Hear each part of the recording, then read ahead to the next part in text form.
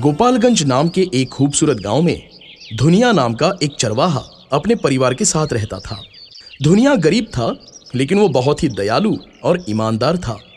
उसके परिवार में उसकी पत्नी पुष्पा और बड़ी बेटी दीपू और छोटा बेटा राजू रहता था। धुनिया के मालिक चंदन के पास ढेरों बकरियां थी। धुनिया का मालिक चंदन बहुत ही लालची, कंजूस और गुस्सैल था। एक दिन धुनिया अपनी बेटी दीपू के साथ जंगल में बकरियां चराने के लिए जाने लगा। तभी उसका मालिक बोला, सुन धुनिया, जंगल से आते वक्त कुछ लकड़ियां और बकरियों के खाने के लिए पत्ते भी जमा कर लाना। काम चोरों की तरह खाली हाथ मत लौट आना। जी मालिक। धुनिया का मालिक चंदन अपनी बकरियों को अच्छे से खिला पिलाकर मोटा तगड़ा कर रहा था, ताकि वो अपनी बकरियां कसाई को अच्छे दामों में बेचकर पैसे कमा सके। लेकिन उन्हीं बकरियों में से एक छोटी प्यारी बकरी चंदा से धुनिया की बेटी दीपू का बहुत ही लगाव था।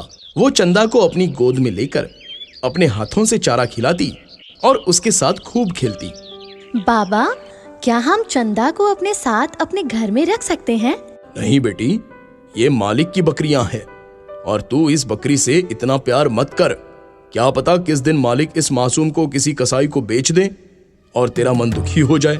नहीं बाबा, मैं चंदा को कुछ नहीं होने दूंगी। अच्छा बेटी, तू यहीं रुक और बकरियों का ख्याल रख। मैं जंगल से कुछ पत्ते और लकड़ियां इकट्ठा करके अभी लाता हूँ। धुनिया कुछ दूरी पर लकड़ियां और बकरियों के लिए हरे पत्ते इकट्ठा करने चला गया और थोड़ी देर बाद वो वापस लौटा। बेटे, शाम होने को है, अब हमें चलना चाहिए, नहीं तो यहाँ खतरा हो सकता है।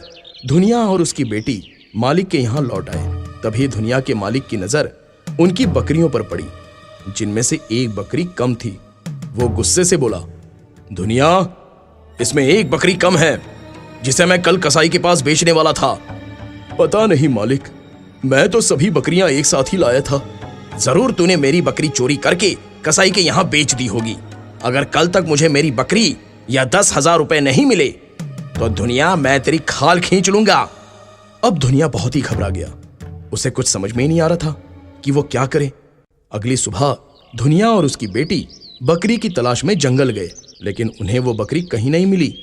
तभी दीपू की नजर एक सुनहरी बकरी पर पड़ी, जिसका पैर एक जाल में फंसा हुआ था और कुछ जंगली कुत्ते उस बकरी पर हमला करने लगे। ये देख दीपू ने उस प्यारी सुनहरी बकरी की जान बचाई और कुत्तों को मार भगाया।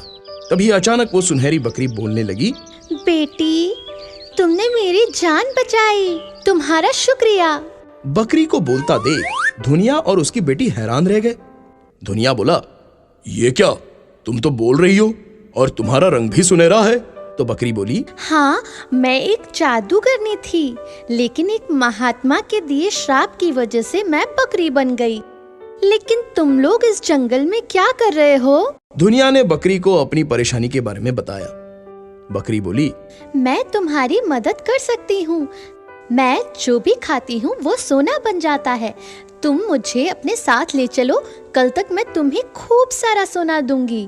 धुनिया बकरी को अपने घर लाया और उसे खूब चारा खिलाया और अगली सुबह बकरी ने जो खाया था वो सब सोने में बदल गया और धुनिया के आंगन की जमीन में सोने ही सोने बिखरे पड़े थे। ये देखकर धुनिया और उसकी पत्नी की आंखें फटी की फटी रह गई। धुनिया ने कुछ सोना बेचा और अपने मालिक के पैसे चुका दिए और धीरे धीरे धुनिया अपने मालिक से भी अमीर हो गया। लेकिन धुनिया के अचानक अमीर बनने के कारण चंदन को शक हो गया और उसे सुनहरी बकरी का राज पता चल गया। चंदन ने वो सुनहरी बकरी धुनिया के घर से चुरा ली और अपने घर ले गया और बकरी को सोना देते देख वो बहुत खुश हो गया। लेकिन उसका लालच और बढ़ गया और उसकी पत्नी बोली, अजी, आखिर कब तक इस बकरी को खाना खिलाकर हमें सोने का इंतजार करना पड़ेगा?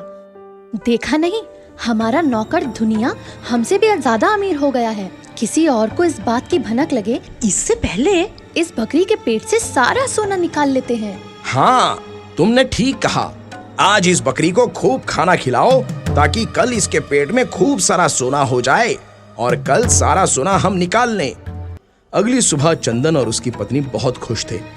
वो बकरी के पास गए और चाकू से उस बकरी का पेट चीर दिया, लेकिन उन्हें बकरी के पेट में एक भी सोना नहीं मिला।